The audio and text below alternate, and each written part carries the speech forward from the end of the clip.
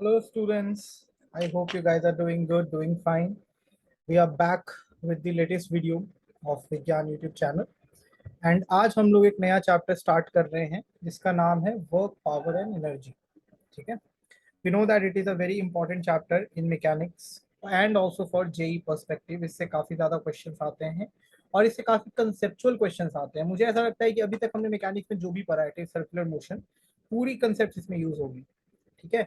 सो इस चैप्टर को बहुत ढंग से पढ़ाऊंगा, मैं बहुत ध्यान से पढ़ाऊंगा, बहुत स्लोली पढ़ाऊंगा. आप भी मेरे साथ स्लोली चलना. ठीक है. ऐसा एक्सपेक्ट मत करना कि मैं आपको बहुत जल्दी जल्दी पढ़ाकर कम वीडियोस में इस चैप्टर को कंप्लीट कर दूं, क्योंकि वो तो मैं कर सकता हूँ because I am a teacher, I know how to trim the content. But उससे आपका बेनिफिट नहीं होगा.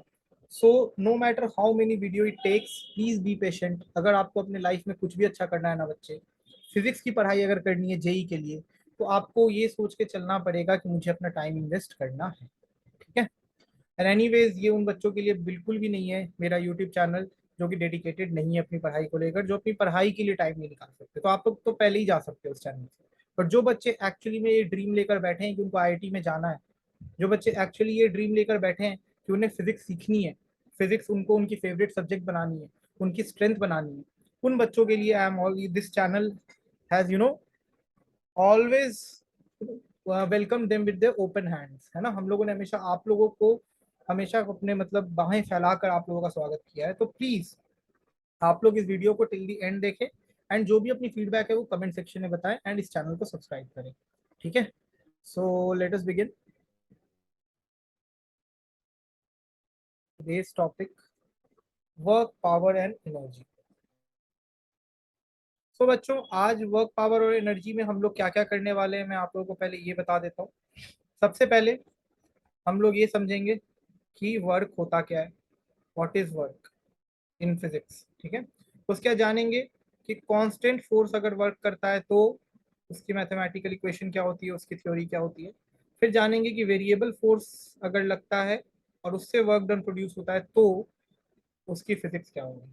ठीक है. तो बेसिकली इन तीन टॉपिक्स को कवर करेंगे, इन दोनों को आज कंप्लीट करेंगे और इसका आज केवल थ्योरी पढ़ेंगे, इसकी न्यूमेरिकल अगले क्लास में करेंगे. ठीक है. तो सबसे पहला, व्हाट इज वर्क. वर्क होता क्या है. ठीक है. So in physics work is the measure of the energy transfer that occurs. ये याद रखना, ये वर्ड बहुत इंपॉर्टेंट है. एनर्जी ट्रांसफर हो रहा है. क्या हो रहा है. एनर्जी ट्रांसफर हो रहा है. कब. जब हम फोर्स अप्लाई कर रहे हैं किसी ऑब्जेक्ट पे और ऑब्जेक्ट जिस डायरेक्शन में हम फोर्स अप्लाई कर रहे हैं उस डायरेक्शन में डिस्प्लेस हो रहा है. ठीक है. तो इसको कहते हैं वर्क फिजिक्स के भाषा में. ठीक है. तो सिंपल सा मतलब मैं आपको ये समझा देता हूँ कि ये जैसे एक बॉक्स है, यहाँ पर आप देख पा रहे हो. इस बॉक्स पर अगर मैं इस डायरेक्शन में फोर्स लगा रहा हूँ, ठीक है, अगर इस बॉक्स पर मैं इस डायरेक्शन में एफ फोर्स लगा रहा हूँ और अगर ये इसी डायरेक्शन में मूव करने लग जाए और यहाँ पहुंच जाए, तो मैं कहूंगा कि इस एफ फोर्स की वजह से एक सर्टेन वर्क प्रोड्यूस हुआ. इस एफ फोर्स की वजह से एक certain amount of work produce हुआ इस बॉक्स में. ठीक है. This is a definition of work in physics. Okay. So I hope कि आप लोगों को डेफिनेशन बिल्कुल ही क्लियर हो, बिकॉज ये अगर नहीं क्लियर होता है, ठीक है, तो बड़ी दिक्कत होगी. So whenever a force acting on a body and when that force displaces that body, then we say a work is done by the force. अब जरूरी तो नहीं है कि जो वर्क हम जो फोर्स हम लगा रहे हैं उसको उसी डायरेक्शन में बॉडी डिस्प्लेस हो. ऐसा तो जरूरी नहीं है. उसके ऑपोजिट डायरेक्शन में भी डिस्प्लेस हो सकता है due to some other reason, but force जरूर ऑपरेट कर रहा होगा. ठीक है. इसका डेफिनेशन क्या होता है. It is defined as the product of magnitude of force and distance over which the force is applied. ठीक है. इसकी अभी इक्वेशन हम लोग करेंगे. Mathematically work is represented by the equation W is equal to work का. अब हम लोग मैथमेटिकल इक्वेशन करने जा रहे हैं, ध्यान से देखना. Work is defined by W is equal to F dot D. This is the equation of work. अब अगर आप इसको एक्सपैंड करते हो तो this becomes mod f mod d cos theta. ठीक है, what is theta? Angle between force and displacement. Angle between, oops my bad,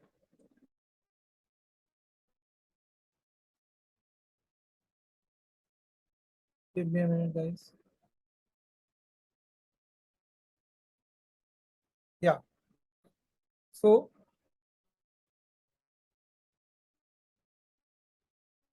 angle between force and displacement. अब इस फोर्स को पहले मैं थोड़ा अच्छे से लिख दूं, angle between force and displacement. अब देखो, there are certain things which we need to know about work. Work is a scalar quantity. ठीक है, work, even though it is the dot product of two vectors, the even though it is the dot product of two vector quantity, work is a scalar quantity। ठीक है, मतलब इसका magnitude होता है but कोई direction नहीं होता। आप खुद ही सोचो ना, अगर मैं आपको ऐसा बोलूं कि किसी ऑब्जेक्ट पर मैंने 2 जूल वर्क किया नॉर्थ डायरेक्शन में, या मैंने 2 जूल वर्क किया वेस्ट डायरेक्शन में, ईस्ट डायरेक्शन में, इसका कोई मतलब बनता है? इसका कोई सिग्निफिकेंस नहीं है। मतलब इससे है कि मैंने कितना वर्क किया, 2 जूल किया, वो ठीक है, वो जानना जरूरी है। किस डायरेक्शन में किया डजंट मेक एनी डिफरेंस ना। So obviously it is a scalar quantity. It is what? It is a scalar quantity. ठीक है, इसका ऐसा यूनिट जो होता है वो होता है जूल। ठीक है, विच इज डिफाइंड एज, ये जूल का डेफिनेशन है 1 जूल का, देख लीजिएगा, आप लोग पढ़ लीजिएगा। ठीक है, work can be positive, negative और zero depending on the angle between the force and displacement vectors. Work जो है वो पॉजिटिव भी हो सकता है, नेगेटिव भी हो सकता है और जीरो भी हो सकता है। कैसे? वर्क का फॉर्मूला क्या होता है? W is equal to F dot D, which is F D cos theta.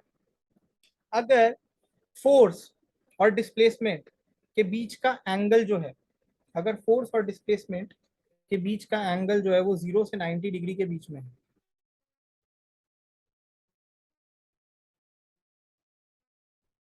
Then work will be positive. ठीक है, अगर theta is greater than 90 degree, then work will be negative. ठीक है, एंड जीरो कब होगा? जब दोनों के बीच का एंगल क्या हो जाए? 90 degree. When theta is equal to 90 degree, work is zero.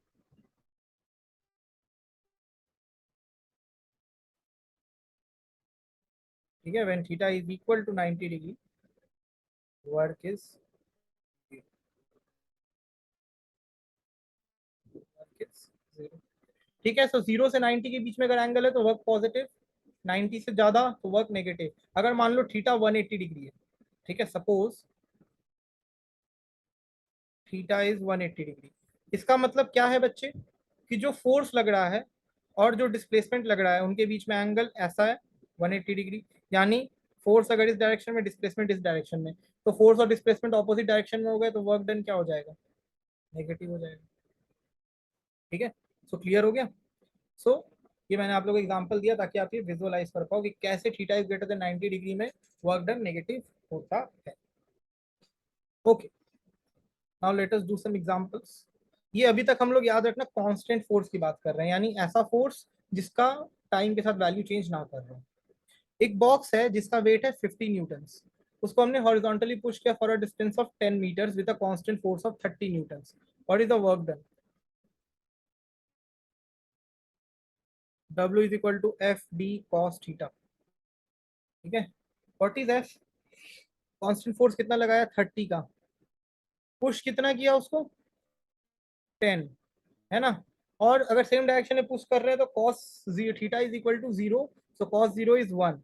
ठीक है, तो ये हो गया 1, तो 30 इंटू 10, 300 जूल।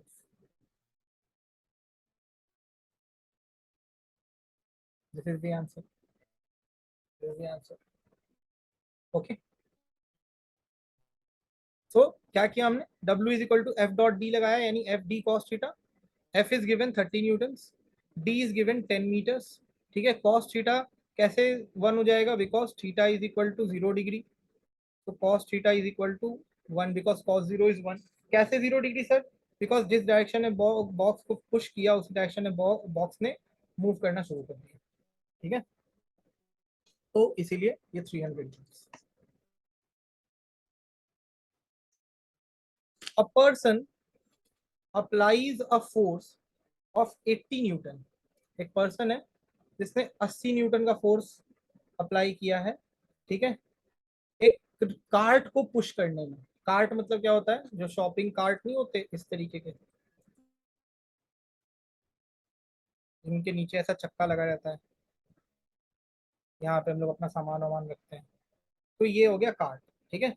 हमने इस पे कितना फोर्स लगाया? 80 न्यूटन का, स्लोप पेस को ऊपर की तरफ पुश करने के लिए। स्लोप पेस को ऊपर की तरफ पुश करने के लिए 80 न्यूटन का फोर्स लगाया है इस पे, ठीक है। स्लोप का इंक्लिनेशन कितना है? 30 डिग्री विद द हॉरिजॉन्टल। कितने देर तक इसको पुश किया? 15 मीटर तक। 15 मीटर तक इसको पुश करके ले गए। कितना वर्क डन किया हमने, ये पूछा जा रहा है। तो पहले क्वेश्चन समझ आया? एक पर्सन ने 80 न्यूटन का फोर्स लगाया इस कार्ट पे, एक ऐसे जमीन में जो जमीन इंक्लाइंड है हॉरिजॉन्टल से 30 डिग्री, ठीक है, और उसको खींचते हुए 15 मीटर तक ले गया उसी इंक्लिनेशन पे, ठीक है। तो कितना वर्क किया होगा उस इंसान ने उस फोर्स को लगाकर? ओके, तो फोर्स इज 80 न्यूटन, ठीक है, distance is given 15 metres, angle between the force and the distance 30 degree, ठीक है। इट इज गिवन कि फोर्स डिस्टेंस कितना गया अगर 15 मीटर, और फोर्स अगर इधर लग रहा है तो एंगल कितना है? 30 डिग्री। सो डब्ल्यू क्या होता है? एफ इंटू, सॉरी, हाँ ठीक है, F into D into cos theta, ठीक है। So what is F? F is 80, D is 15, and this is cos 30 degree, right? So 80 into 15 into cos 30 क्या होता है? √3/2, ठीक है। जब आप इसको सॉल्व करोगे तो आंसर आएगा 1561.22 joules. So this amount of work has been done by that force to push up that cart till 15 meters in an inclined plane which has inclination of 30 degrees. This is your answer. 1561.22 joules. सब आपको ये भी समझ आ गया? Basic question अगर हमने कर लिया, थीटा अगर गिवन है तो उसको कैसे सॉल्व करेंगे उस पर। अब देखते हैं next question is very very interesting. इसमें थोड़ा सा वेक्टर्स का यूज कर रखे हैं हम लोग, ठीक है। A particle moving in a xy plane undergoes displacement as s is equal to 3 I cap plus 5 j cap, ठीक है। So the displacement is 3 I cap plus 5 j cap, while a constant force 5 I cap plus 8 j cap Newton, और ये metres में, acts on it to find the work done. So अब force भी vectors में दिया हुआ है, displacement भी वेक्टर्स में दिया हुआ है, ठीक है, वेक्टर के कंपोनेंट्स में। तो ऐसे केस में कैसे फोर्स निकालेंगे? बहुत सिंपल है, हमें पता है वर्क डन का फॉर्मूला क्या होता है? F.S, correct. तो इन दोनों वेक्टर का डॉट प्रोडक्ट निकालना कौन सी बड़ी बात है? 5 I cap plus 8 j cap dot 3 I cap plus 5 j cap, ठीक है। तो ये हो गया कितना? 5 दिया 15, 15 plus 40, so this will become 55.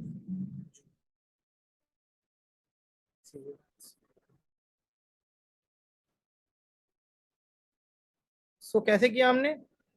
Simple, dot product लगा दिया, और तो कुछ ज्यादा दिमाग लगाया नहीं। वेक्टर एफ दिया हुआ है, वेक्टर एस दिया हुआ है, हमें वर्क निकालना है, तो work is F dot S. तो जैसे वेक्टर्स में दो वेक्टर के बीच का डॉट प्रोडक्ट निकालते थे मल्टीप्लाई करके, उसके आई कैप को आई कैप के साथ, जे कैप को जे कैप के साथ, उसी तरीके से यहाँ पे कर दिया। ओके, अब ये एक another very very interesting question, मुझे ये क्वेश्चन बहुत पसंद है बच्चों। यहाँ पर फील आएगी आपको कि वेक्टर्स कितना इंपॉर्टेंट है फिजिक्स में। A particle is displaced from point 0,0,2 metre to 1,1,3 metre under the influence of multiple forces among which two are F1 is 2i cap plus 5j cap minus 2k cap Newton, and F2 is i cap minus 3j cap plus 4k cap Newton. ठीक है, ये है F1 और F2. Find the work done by the resultant of these two force. इन दोनों force के resultant के force का हमें वर्क डन बताना है. ठीक है, कि इन दोनों फोर्सेस की वजह से जो पार्टिकल में डिस्प्लेसमेंट हुआ उसका रिजल्टेंट फोर्स कितना वर्क किया होगा, रिजल्टेंट फोर्स ने कितना वर्क किया होगा. ठीक है, सो सबसे पहले तो एक काम करते हैं कि दोनों को ऐड कर देते हैं, दोनों वेक्टर्स को, है ना. तो अगर दोनों वेक्टर्स को हमने ऐड कर दिया तो कितना आया, 2i cap plus 2i cap 3i cap plus 5 - 3. ठीक है, तो ये हो जाएगा +2j cap and -2 +4 +2k cap. ठीक है, अब हमें निकालना है डेल्टा आर यानी चेंज इन डिस्प्लेसमेंट. क्या निकालना है, डेल्टा आर यानी change in displacement.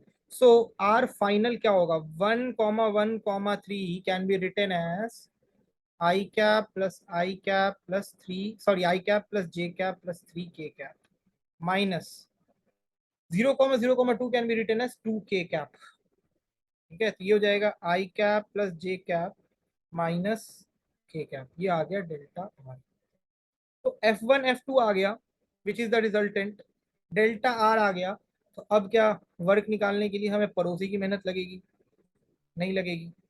W is equal to क्या होता है, F डॉट डेल्टा आर. ठीक है, this can be written as 3i cap plus 2j cap plus 2k cap dot i cap plus j cap minus k cap. इसको solve कर लेना. This is 3, this is 2 and this again -2, so 3 joule is your answer.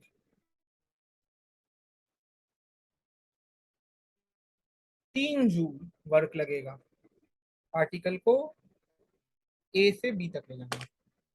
अब ये question मैंने क्यों डाला था, ये इसीलिए डाला था क्योंकि यहाँ पर दो जगह पे आप कंफ्यूज हो सकते थे. एक कि दो वेक्टर्स का रिजल्टेंट कैसे निकालेंगे, दूसरा कि ये तो डिस्प्लेसमेंट कोऑर्डिनेट्स में दिया है, इसको वेक्टर में कैसे डालेंगे.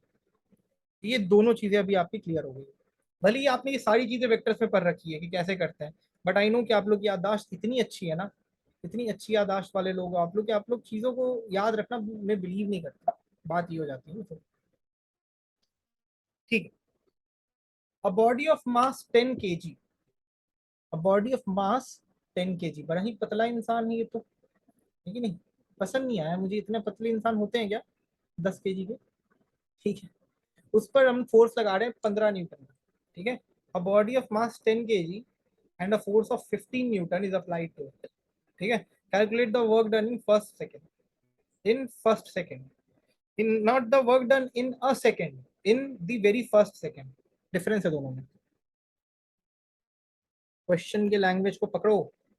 Displacement in the direction of force क्या होगा, S is equal to ut plus half at². ठीक है, मान लेते हैं कि body of mass 10 kg is at rest initially. ये मैं लिखना भूल गया था क्वेश्चन में, माय बैड. सो ये वाला पार्ट शून्य के बराबर. So S is equal to half into a into t². Half a क्या होगा, F/m, Newton laws of motion. F is equal to ma. तो A is equal to F/m. डाल दो ना दोस्त, यहाँ पर एक्सेलरेशन थोड़ी ना गिवन है कि हम निकाल पाएंगे. F/m into t². So S is equal to 1/2. Force कितना लग रहा है, 15. मास कितना है, 10.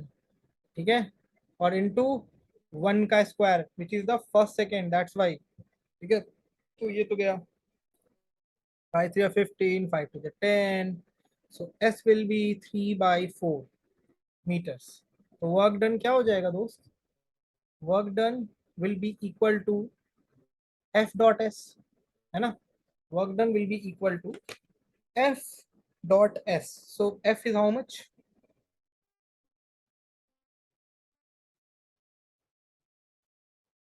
15. S is how much, 3/4. जूस, ये आंसर हो गया। अब आप बोलोगे सर इसमें हमने कॉस थीटा वाला पंगा क्यों नहीं लिया बेटा, इसमें क्या दिया हुआ है ऐसा कि क्या कहते हैं किसी एंगल पे फोर्स लगा रहे हैं, तो हम मान लेंगे कि कॉस थीटा जो है वो 1 होगा बिकॉज थीटा विल बी 0। ठीक है, ऐसा हम अज्यूम कर लेंगे जिसकी क्वेश्चन में इट इज नॉट गिवन। ठीक है, सो अपना आंसर क्या हो गया, 45/4 जूल।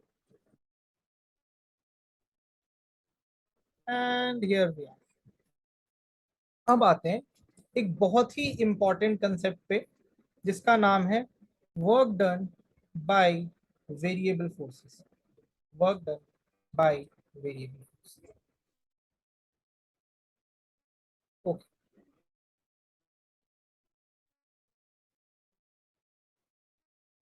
मान लेते हैं कि ये एक ऑब्जेक्ट है। ठीक है, मान लेते हैं क्या है ही ऑब्जेक्ट, मानना क्या है। ठीक है, इस पर हमने शुरू में एक ऐसा फोर्स लगाया जो कि x की वैल्यू के साथ चेंज करेगा। That means that force is the function of x। So that force is a variable force. जैसे जैसे डिस्टेंस चेंज होता जाएगा x की वैल्यू चेंज होती जाएगी, वैसे वैसे फोर्स की वैल्यू भी चेंज होती जाएगी।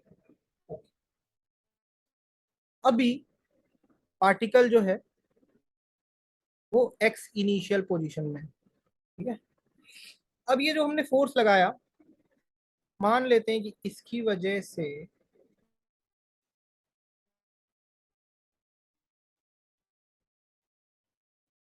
अब ये यहां पहुंच गया, अब ये यहां पहुंच गया। This is x final. ठीक है, ओके सर, यहाँ तक तो ठीक है सर। आगे ये जो अपना सेंट्रल एक्सिस है ना, इससे x डिस्टेंस पे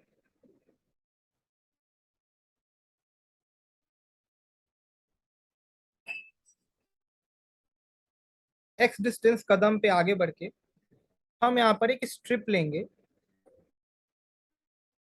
एलिमेंट्री स्ट्रिप, यानी बहुत ही पतला सा छोटा सा स्ट्रिप, dx लेंथ का, dx चौड़ाई का, सॉरी dx या डेल्टा x। चलो डेल्टा x ले लेते हैं अभी, dx की बात बाद में करेंगे। Delta x। और अगर यहां पर जब पार्टिकल था, यानी x से डेल्टा x ले जाने में पार्टिकल को जितना मेहनत लगा होगा, अगर उसका वर्क निकालें, यहाँ x इनिशियल से डेल्टा x ले जाने में पार्टिकल को जितना मेहनत लगा होगा, यानी delta w will be equal to F X into delta X. ये डिस्प्लेसमेंट करवाने में, ये डिस्प्लेसमेंट यहाँ मान लो .1 है, ये .2 है। ठीक है, दिस इज .1, दिस इज .2।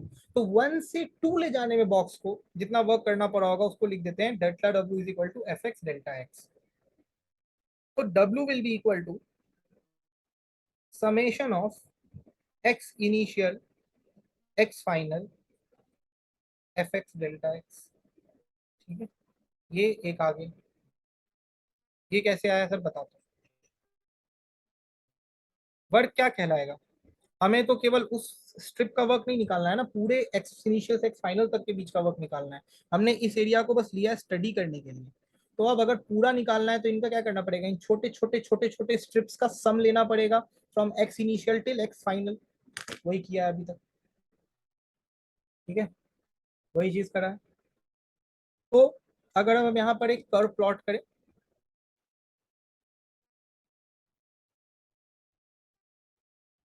ये है फोर्स और यहाँ पर है डिस्प्लेसमेंट। ठीक है, और अगर हम यहाँ पर एक ऐसा कर्व प्लॉट करते हैं, ठीक है, ये मान लो फोर्स का रिलेशन है डिस्प्लेसमेंट के साथ, ये वाला फोर्स जो लग रहा है। ठीक है, ये वाला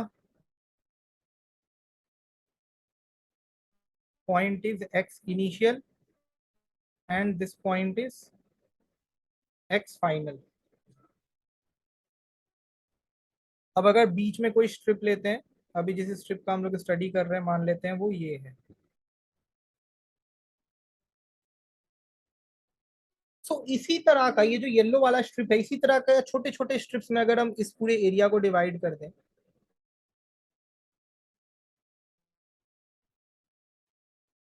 तो ये जो पूरा एरिया है एक्स इनिशियल और एक्स फाइनल के बीच में, ये ऐसे ऐसे कई सारे छोटे छोटे स्ट्रिप्स का कॉम्बिनेशन होगा बच्चों। कई सारे छोटे छोटे स्ट्रिप्स का क्या होगा, कॉम्बिनेशन होगा। ये मानते हो, ये मानते हो, ठीक है।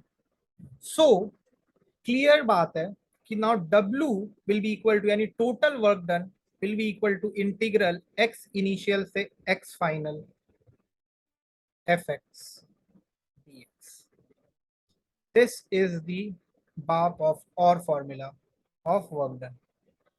Work done by a variable force का formula ये होता है, because the area under this curve, fx curve, will give work done, or I will say total work done by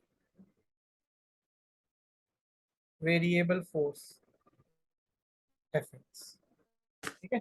और वो हम लोग कैसे निकालते हैं, इंटीग्रेशन से निकालते हैं, ठीक है।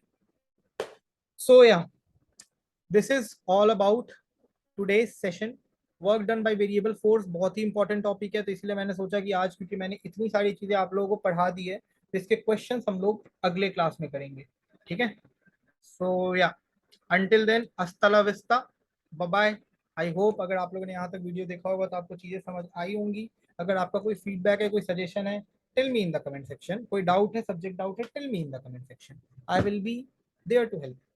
Okay, so subscribe to this channel, like this video, share it with your fellow JEE aspirants. I'll see you in the next one. Bye bye, take care.